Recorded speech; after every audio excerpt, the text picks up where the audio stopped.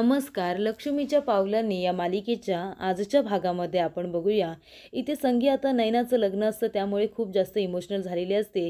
ती म्हणते, मुलींनो तुम्हाला माहिती आहे का, जेव्हा घरात मुलगी जन्माला येते ना तेव्हाच आई वडील दोघंजण मनाची तयारी करत असतात की एक ना एक दिवस आपली छकुली हे घर सोडून जाणारच आहे, लग्न करून जाणारच आहे. पण जेव्हा ती वेळ येते ना तरीसुद्धा मन मानतच नाही की तुमचं लग्न करून आता तुम्ही दुसऱ्या घरामध्ये जाणार आहात. बघ ना, आपली नैना एवढीशी होती माझी छकुली, पण आता तिचं लग्न होतंय या गोष्टीवरती माझा विश्वासच बसत नाहीये. तिचे ते चिमुकले चिमुकले हात, आणि ती लहान होती ना तेव्हा सगळ्यात जास्त माझा जीव तिच्यावरती होता, कारण ती माझी पहिली मोठी मुलगी होती. तिने मला आई पण दिलं होतं. जेवढी माझी नैना अल्लड आहे तेवढी माझी कला खूपच जास्त समजूतदार आहे. मुली जन्माला येतात, पण जेव्हा ते दुसऱ्या घरात जाणार असतात तेव्हा आईवडिलांना आनंदसुद्धा असतो आणि दुःखसुद्धा. तर इकडे आता सरोज आणि रजनी दोघीजणी बोलत असतात. तर इथे रजनी सरोजला म्हणत असते की आपल्या घरामध्ये आनंदाचं वातावरण आहे, पण बघा ना नैना आता लग्न करून आपल्या घरी येणार आहे. मला तर माझ्या लग्नाचा दिवस आठवला. जेव्हा माझं लग्न चालू होतं तेव्हा माझ्या आईचे डोळे सारखे पाण्याने भरत होते. मी रडू नये म्हणून माझी आई लपून छपून रडत होती. तर इथे आता नैनासुद्धा आपल्या घरी येणार आहे. तेव्हा इथे सरोज म्हणते, अगदी बरोबर, आता आपण सासवा होणार आहोत, पण आपण सुद्धा या ठिकाणी कधीतरी उभे होतो. तर आता तिच्या घरी तर दुःखाचंच वातावरण असेल. तर इथे आता अद्वैतने एक फोटो मागवलेला असतो. तेव्हा तो म्हणतो की आई, जेव्हा नैना या घरामध्ये येईल ना तेव्हा तिला आपलेपणा वाटला पाहिजे, आणि त्यासाठी मी ही फ्रेम तयार करून आणलेली आहे.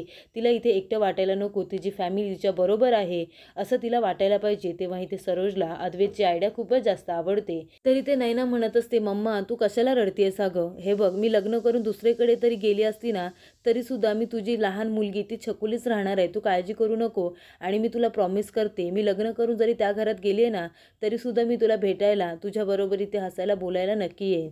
तेव्हा इकडे आता नैना संगीला मिठी मारते, कलासुद्धा आपल्या आईला मिठी मारते, काजूसुद्धा येते आणि तीसुद्धा आपल्या आईला मिठी मारते. आता तिघीही खूप जास्त इमोशनल झालेले असतात आणि आपल्या आईला मिठी मारून रडत असतात.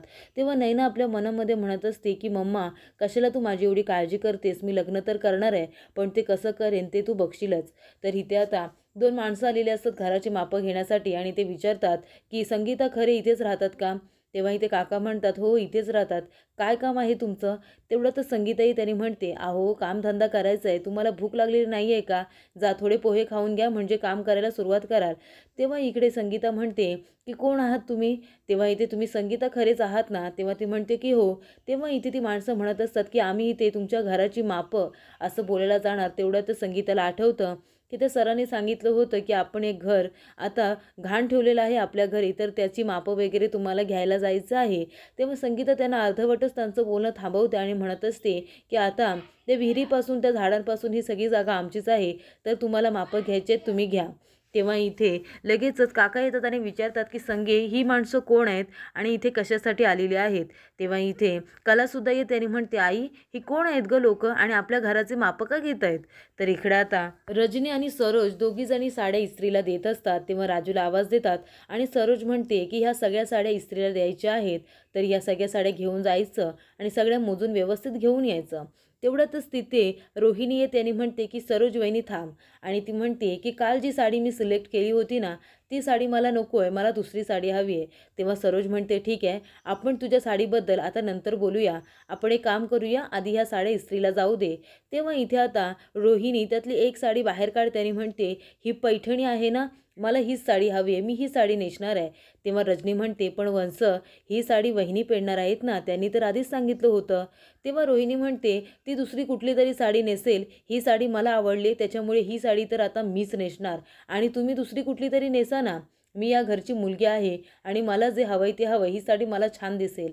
तेव्हा इथे सरोज म्हणत असते, पण नाही, ही साडी मी नेसणार आहे, मी आधीच सांगितलंय ना. तेव्हा इथे रोहिणी म्हणत असते, पहिल्यांदा काहीतरी मागितलंय मी, त्यालासुद्धा तू नाही नाही करतेस, काय उपयोग आहे या सगळ्याचा सांग बरं तू. आणि ती रागाने ही साडी टाकून देते खाली आणि म्हणते, नकोय मला ही काही साडी, ह्या घरामध्ये मला नेहमी दुय्यम स्थानच दिलं जातं. तेव्हा इथे सरोज म्हणत असते, हे काय बोलतेस तू रोहिणी, जेव्हा मी साड्या खरेदी करून आणल्या होत्या तेव्हा तुमच्या दोघींच्या समोर त्या साड्या मी ठेवल्या, आणि मी तुम्हाला म्हणाले की तुम्हाला जी साडी हवी ना ती तुम्हाला घ्या, तेव्हा मी साडी सिलेक्टसुद्धा केली नव्हती. तुम्ही दोघींनी साड्या सिलेक्ट केल्यानंतर मी ही साडी घेतली होती आणि ती मीच नेसणार आहे. त्याच्यामुळे आता याच्यावरून मला कुठल्याही प्रकारचा वाद नको आहे आणि तुला जर साडी हवी असेल तर तू कुठलीही दुसरी साडी खरेदी करू शकतेस ना. तेव्हा रोहिणी म्हणते, मग तसं तू नाही का करू शकत? मी या घरातली मुलगी आहे आणि पहिलं स्थान हे मला भेटायला हवंय. पण ह्या घरामध्ये बाहेरून आलेल्या मुली झाल्यात आणि घरातली मुलगी ही परकी झाली आहे. तर आता मी या घरामध्ये येऊन राहते म्हणजे मी आश्रित आहे आणि त्याच्यामध्ये सासर सोडून इथे येऊन राहते म्हणून तुमची मला बोलायची हिंमत वाढत चालली आहे ना. तेव्हा तिथे आबा येतात आणि म्हणतात की रोहिणी हे काय बोलतेस तू? हे बघ, सरोज काही चुकीचं बोलत नाही आहे, कळलं ना तुला? अगं तू कशाला उगाच एवढूशा गोष्टीचा एवढा मोठा तमाशा करतेस? तेव्हा रोहिणी म्हणते, या आबा या, तुमचीच कमी होती. तुम्ही माझ्या बाजूने कधी बोलत नाही ना म्हणून तुमच्या या सुनांची हिंमत होते मला बोलायची. तर इकडे आता कला म्हणत असते, आई सांग ना, हे लोक आपल्या घराचा माप का घेत आहेत? तेव्हा काका म्हणतात, मी सुद्धा तेच विचारतोय पण ही सांगतच नाही आहे.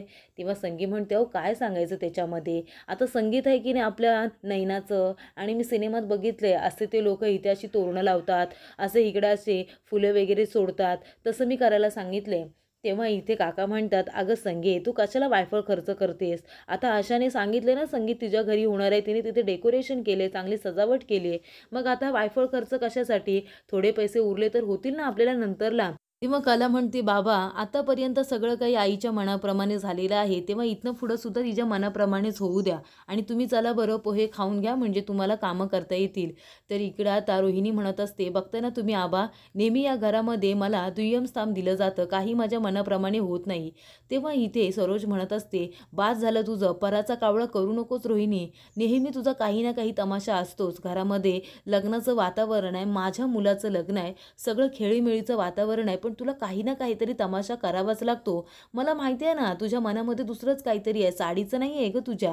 म्हणजे तुला वाद निर्माण करायचा, तमाशा करायचा आणि शेवटी तुझ्या मनाला जे हवंय ना तेच करायचं. आता साडीची काय ग गोष्ट? साडी तू कितीतरी हजाराची साडी तू खरेदी करू शकतेस, पण तरीसुद्धा तुला तमाशा हवाय ना, म्हणून तू साडीचं नाटक केलंस हे सगळं. तेव्हा रोहिणी म्हणते, बघाय ना आबा, बघताय ना तुम्ही कसं बोलताय तुमच्यासमोर मला, तुम्ही माझी बाजू घेऊन बोलत नाहीत ना म्हणून ह्यांची हिंमत वाढली आहे मला बोलायची. तेव्हा इथे आबा म्हणत असतात, सरोज काहीही चुकीचं बोलत नाही आहे आणि जशी तू माझी मुलगी आहेस ना तसे ह्या सुद्धा माझ्या मुलीच आहेत, सगळ्यांना सेम अधिकार मिळणार आणि जी आता नवीन सूनबाई येणार आहे ना ती सुद्धा माझी मुलगीच असणार आणि तिला सुद्धा सेम अधिकार असणार आहे. तेव्हा राजू येतो आणि म्हणतो, मॅडम तुमचा ज्यूस. तेव्हा इथे रोहिणी त्या ज्यूसच्या ग्लासवरती हात मारते आणि ते ग्लास फोडून टाकते. तर इथे आता कला म्हणत असते, साहेब तुमची मापं वगैरे घेऊन झाली असते तर तुम्ही आता निघता का? म्हणजे पाहुणे रावणे येत आहेत ना, लग्न घर आहे. तेव्हा म्हणते, उगाच त्या लोकांनी चुकीचा अर्थ काढायला नको. तेव्हा इथे आता ते लोक जातात. तेव्हा संगीच्या जीवात जीव येतो, कारण काही ते काका तिला विचारत असतात की हे लोक कोण आहेत, तर ती काय उत्तर देणार, याला ती घाबरलेली असते. तेव्हा इथे सरोज म्हणत असते की हे बघ राजू, तू साफ करायचं नाही असते, ते हिने उलटलंय ना तीच ते साफ करणार, आपल्या घरामध्ये ते रूल्स आहेत, त्याच्याकडून हे चुका होणार, तेच लोक ती निस्तरणार. देवीच्या मूर्तीच्या वेळी अद्वैतकडून चूक झाली होती ती त्याने निस्तरली होती, आता रोहिणीकडून चूक झाली, आता तीच हे साफ करणार सगळं. तेव्हा रोहिणी म्हणते, हे मी साफ करणार, अजिबात करणार नाहीये. तेव्हा आबा म्हणतात, तुला साफ करावं लागेल ते. सरोज अगदी बरोबर बोलते आणि घरातलं काम करण्यामध्ये कसली आली ग लाज, ते तूच साफ करायचं आहे. तेव्हा इथे सरोज म्हणत असते, माझ्याकडून जर चूक झाली असली तर मी साफ केलं असतं, पण चूक आता तुझ्याकडून झाली आहे ना राजू, ती झाडू आणि ते सूप खाली ठेव आणि तू जा बरं. तेव्हा आप्पा म्हणतात की तुलाच ते साफ करायचं आहे रोहिणी, आता वाद घालायचा नाही, छोट्या छोट्या गोष्टींचा तमाशा करणं बंद कर. तेव्हा सरोज म्हणते, कर सगळं साफ कर. तेव्हा इथे आता रोहिणी झाडू आणि सूप हातामध्ये घेते आणि सगळं ज्यूस आणि त्याची काचेची ग्लासं सगळं काही फुटलेलं असतं ते आता रोहिणी सुपामध्ये भरत असते, पण ती मनामध्ये म्हणत असते की सरोज वहिनी, तू माझा जो काही अपमान केला आहेस ना तो मी कधीही विसरणार नाही आहे, तुला याची किंमत भोगावी तर लागेलच.